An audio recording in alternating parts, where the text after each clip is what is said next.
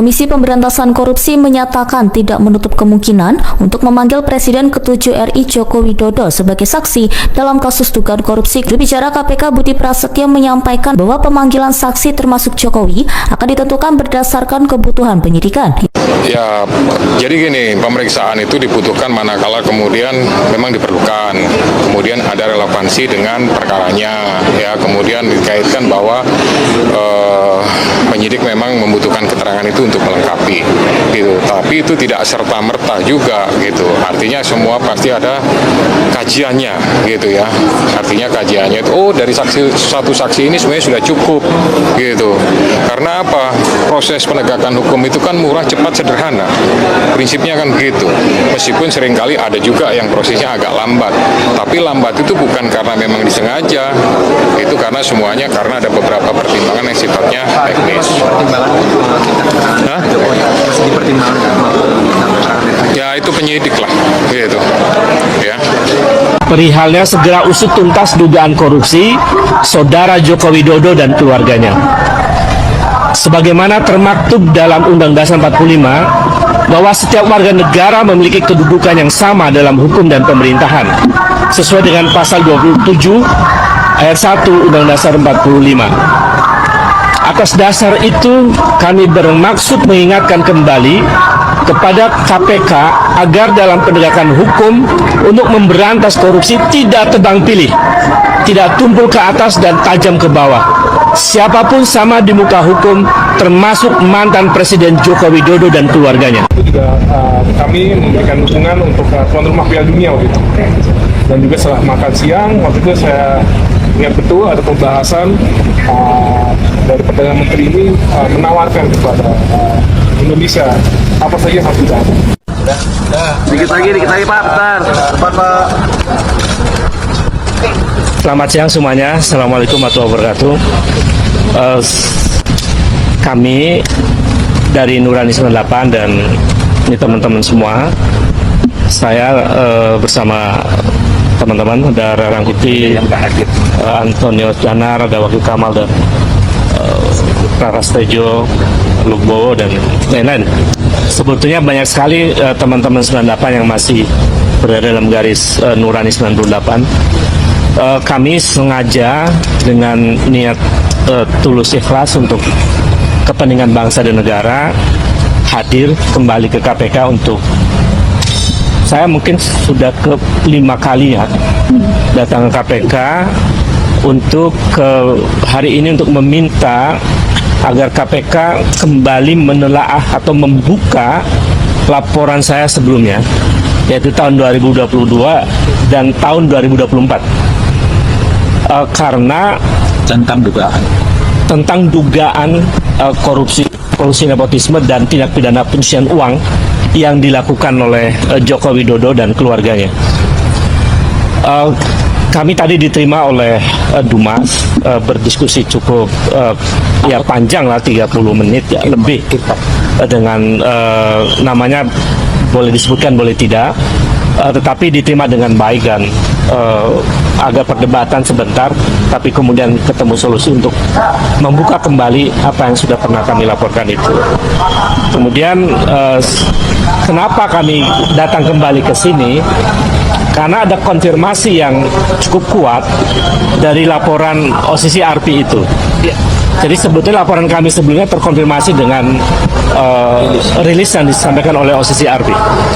Dan kami merumuskan seluruh narasi ini dengan baik. Saya bacakan dulu isinya dan nanti dilanjutkan oleh Bung Anmus Dalar dan Bung Ray dan kawan-kawan yang lain. Ini kami sampaikan kepada Ketua KPK. Perihalnya segera usut tuntas dugaan korupsi Saudara Joko Widodo dan keluarganya. Sebagaimana termaktub dalam Undang Dasar 45 bahwa setiap warga negara memiliki kedudukan yang sama dalam hukum dan pemerintahan sesuai dengan pasal 27 ayat 1 Undang Dasar 45. Atas dasar itu kami bermaksud mengingatkan kembali kepada KPK agar dalam penegakan hukum untuk memberantas korupsi tidak tebang pilih, tidak tumpul ke atas dan tajam ke bawah. Siapapun sama di muka hukum, termasuk mantan Presiden Joko Widodo dan keluarganya. Bahwa KPK berdasarkan undang-undang ditegaskan bahwa dalam menjalankan tugas dan wewenangnya, KPK berasaskan pada kepastian hukum, keterbukaan, akuntabilitas, kepentingan umum, proporsionalitas, dan penghormatan terhadap hak asasi manusia. Dengan dasar itu, kami kembali mendatangi KPK agar menjalankan semua proses pemberantasan korupsi sesuai dengan asas-asas yang telah ditetapkan oleh undang-undang, termasuk dalam menindaklanjuti laporan kami 3 tahun yang lalu dan setahun yang lalu tentang dugaan tindak pidana korupsi, kolusi, nepotisme, dan dugaan tindak pidana pencucian uang keluarga Joko Widodo. Bahwa mantan Presiden RI yang ke-7 yang kami laporkan KPK 3 tahun lalu bernama Joko Widodo telah disebutkan oleh lembaga internasional organisasi Crime and Corruption Reporting Project sebagai salah satu mantan presiden terkorup di dunia. OCC RP menyebutkan bahwa Joko Widodo secara signifikan melemahkan Komisi Pemberantasan Korupsi. Selain itu, OCC RP juga menyebutkan bahwa Jokowi telah merusak lembaga pemilihan umum dan peradilan Indonesia yang menguntungkan ambisi politik putranya bernama Gibran Rakabuming Raka. Perilaku kekuasaan semacam ini patut diduga kuat telah dilakukan praktek KKN yang patut menjadi perhatian serius KPK agar pimpinan KPK yang baru dapat mengembalikan citra dan wibawa KPK kembali dan lepas dari stigma bayang-bayang kekuasaan mantan Presiden Joko Widodo. Berdasarkan hal-hal itu, kami pada Selasa 7 Januari 2025 kembali datang ke KPK untuk menyatakan bahwa 1. Menyayangkan pernyataan KPK yang tidak secara tegas menyatakan akan mengusut dugaan korupsi Joko Widodo maupun keluarganya. Gegerkan negara, Prabowo resmi desak KPK periksa Joko Widodo. Banyak dugaan korupsi berat yang harus diungkap. Langkah berani Presiden Prabowo yang mengguncang Indonesia. Selamat datang kembali di Menyala News bersama saya Charles Hulu. Hari ini kita akan membahas kabar yang menjadi pembicaraan hangat di seluruh penjuru negeri. Kabar yang dianggap sebagai langkah sejarah paling berani dari Presiden Prabowo Subianto. Kabarnya sudah terkonfirmasi resmi. Presiden Prabowo telah mengirimkan surat perintah dan desakan keras kepada Komisi Pemberantasan Korupsi atau KPK untuk segera memeriksa, menyelidiki, dan mengusut tuntas segala dugaan kasus korupsi, penyalahgunaan wewenang, dan kebocoran keuangan negara yang terjadi pada masa pemerintahan Joko Widodo atau Joko Widodo. Ini adalah momen yang tak pernah terbayangkan sebelumnya. Seorang presiden memerintahkan lembaga anti rasuah untuk memeriksa pendukungnya dulu, sekaligus mantan presiden pendahulunya sendiri. Kenapa Prabowo melakukan ini? Apakah ini balas dendam politik? Atau memang ada bukti nyata yang sangat besar sehingga tidak bisa ditutup-tutupi lagi? Selama 15 menit ke depan, kita akan bedah tuntas apa saja kasus korupsi besar yang disoroti, mengapa Prabowo mendesak sekarang, apa bukti-bukti yang sudah terkumpul, dan bagaimana reaksi kubu Jokowi yang mulai ketakutan dan panik luar biasa. Mari kita simak pembahasan lengkapnya. Jam 1:30, pukul 4. Isi. Desakan Prabowo usut tuntas, jangan ada yang dikecualikan. Sumber terpercaya dari lingkaran Istana Negara membocorkan isi surat resmi dan arahan lisan Presiden Prabowo kepada pimpinan KPK. Isinya sangat tegas, lugas, dan tidak memberi ruang tawar-menawar sedikit pun. Prabowo berkata, "Saya memerintahkan KPK bekerja independen, berani, dan bertanggung jawab. Segala temuan dugaan korupsi, kebocoran uang negara, proyek fiktif, dan penyalahgunaan kekuasaan yang terjadi dalam 10 tahun terakhir harus dibongkar sampai ke akar-akarnya. Tidak peduli siapa pelakunya, tidak peduli jabatan apa yang pernah diembannya, dan tidak peduli seberapa besar pengaruhnya. Kalau ada kesalahan, harus diusut. Kalau ada bukti, harus diproses. Negara ini harus bersih, hukum harus tegak sama rata." Desakan ini langsung ditujukan ke nama besar Joko Widodo. Prabowo secara spesifik meminta KPK meneliti aliran dana, proyek-proyek strategis, dan kebijakan-kebijakan besar yang langsung diambil keputusannya oleh Jokowi sendiri, yang diduga kuat merugikan uang negara hingga ratusan triliun rupiah. Kenapa Prabowo bertindak sekarang? Jawabannya jelas. Pertama, banyak laporan hasil audit BPK yang selama ini disembunyikan atau tidak ditindaklanjuti, sekarang ada di meja Prabowo. Isinya sangat mengerikan, banyak sekali catatan merah, uang hilang, proyek mangkrak, dan pembelian barang dengan harga di luar kewajaran. Kedua, Prabowo sadar betul bahwa warisan masa lalu ini adalah bom waktu. Kalau dibiarkan, masalah ini akan meledak di masa pemerintahannya, dan dia yang akan disalahkan rakyat. Maka cara terbaik adalah membongkar semuanya sekarang, menumpas akarnya, dan membersihkan nama pemerintahan agar tidak ikut terseret arus kejahatan masa lalu. Ketiga, ini bukti nyata Prabowo ingin membuktikan janjinya, tidak ada yang kebal hukum. Meski dulu mereka pernah bekerja sama, meski dulu Jokowi yang membuka jalan bagi Prabowo jadi presiden, tapi kalau menyangkut uang rakyat dan kejahatan negara, Prabowo tegas, persahabatan berakhir di meja hukum. Pukul 4 jam 7:30. 4. Kasus besar yang jadi sasaran utama penyelidikan KPK.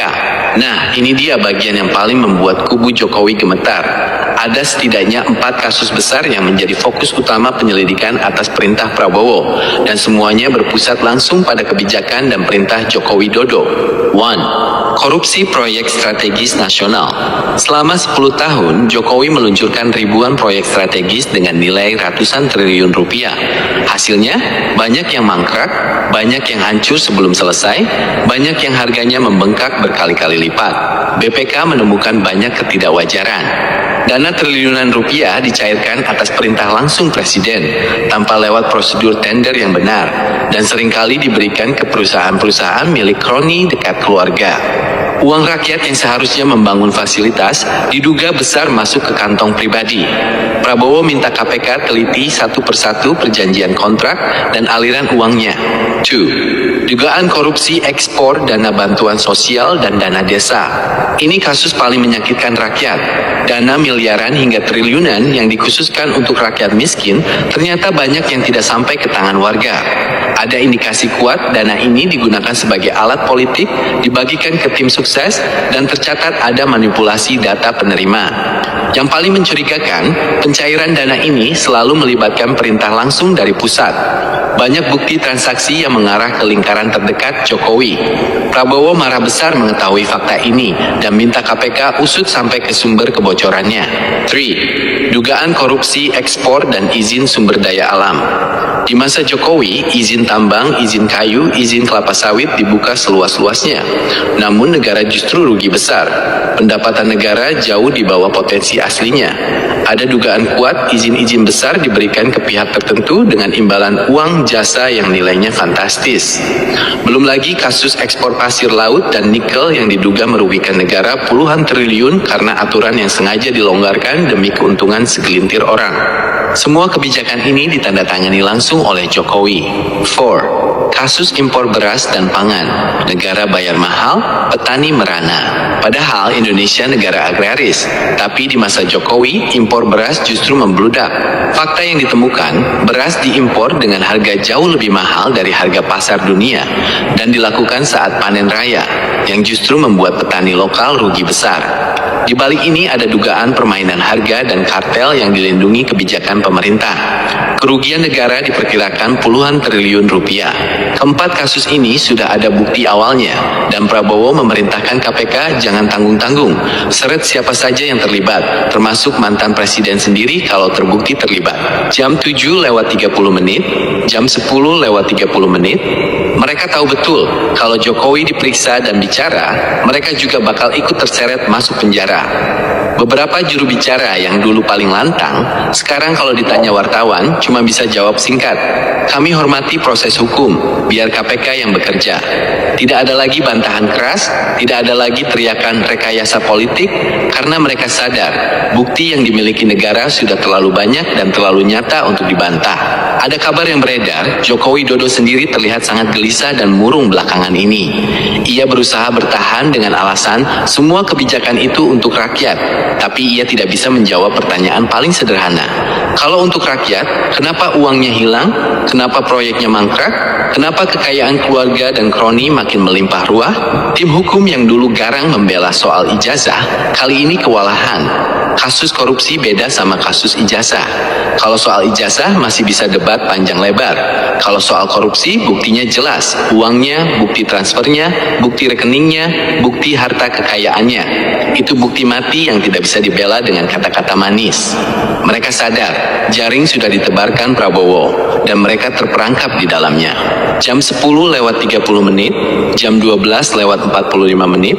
Banyak yang bertanya, Charles, kenapa Prabowo tega sekali memeriksa orang yang dulu membantunya jadi presiden? Saya jelaskan logika politik dan hukum yang sangat cerdas dari Prabowo ini. Prabowo adalah orang yang sangat paham sejarah. Ia tahu betul bahwa masalah korupsi masa Jokowi itu adalah bom nuklir.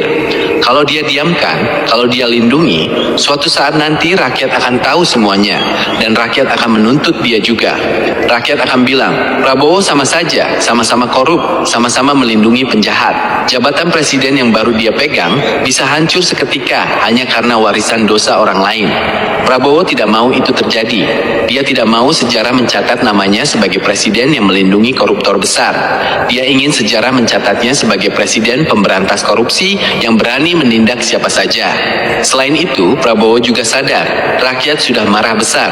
Isu korupsi merajalela di 10 tahun terakhir ini adalah keluhan utama rakyat. Prabowo tahu, cara paling cepat dan paling ampuh mendapatkan hati rakyat dan dukungan penuh adalah dengan cara membongkar kejahatan masa lalu.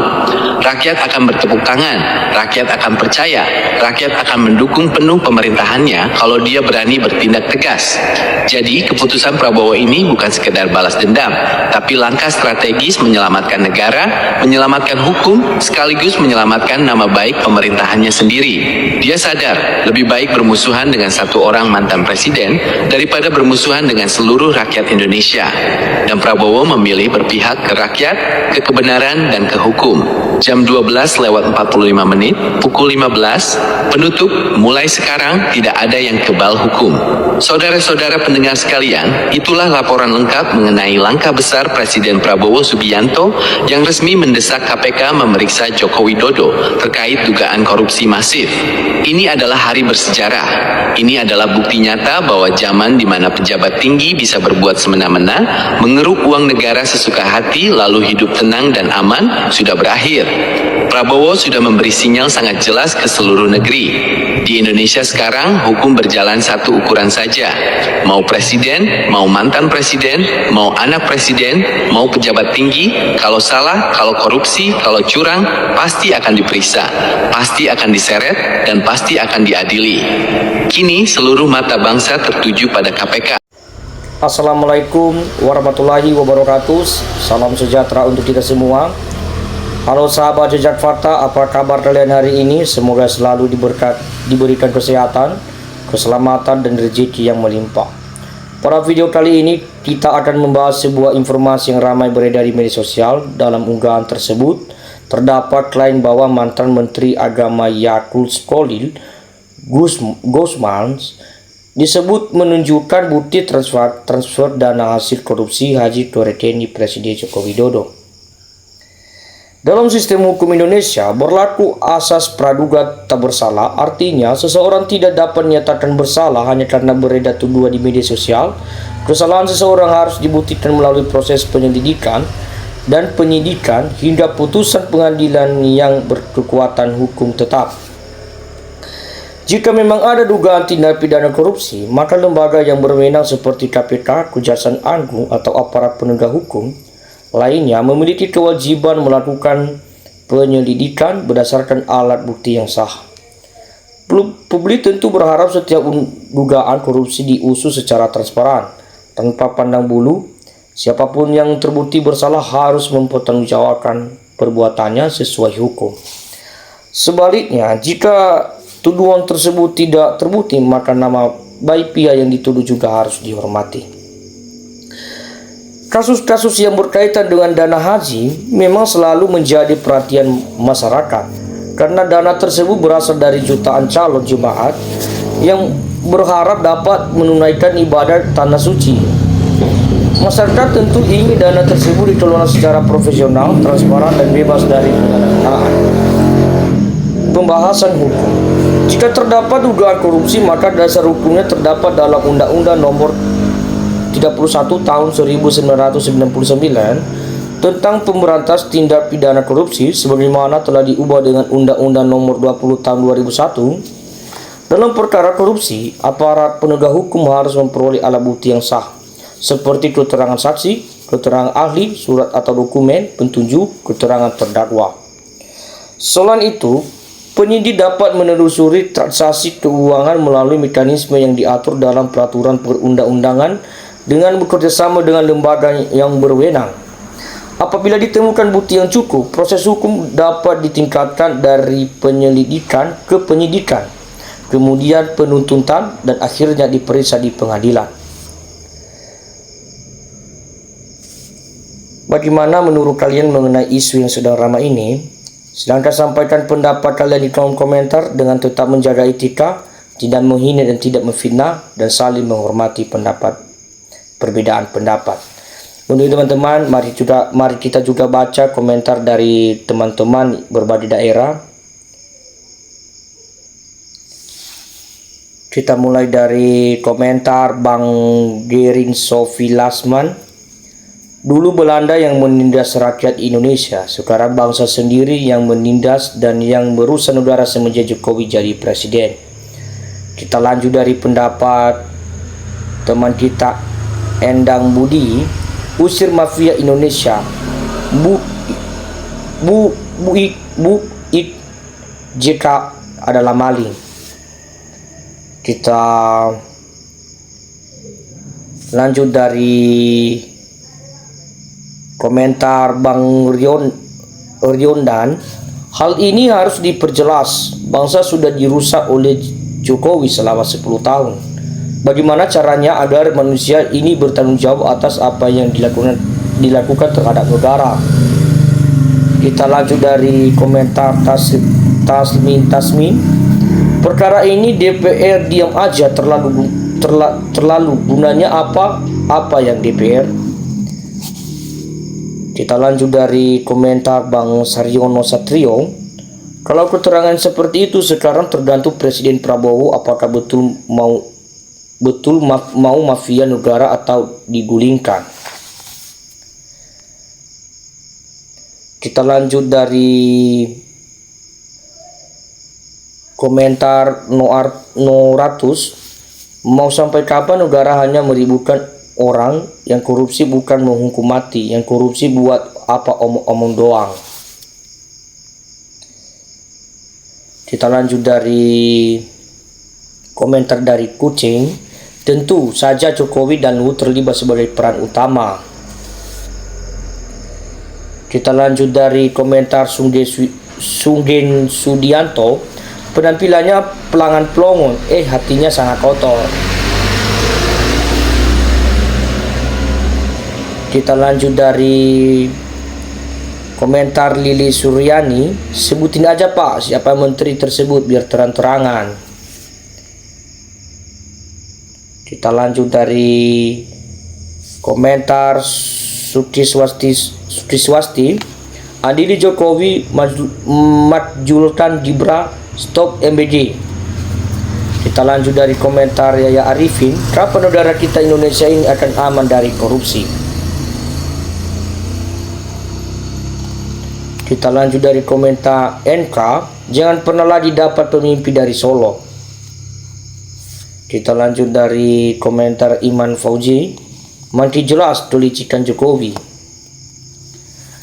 Dan itulah teman-teman, masih banyak komentar teman-teman yang belum kita sebutkan, dan kita akan sebutkan pada video berikutnya.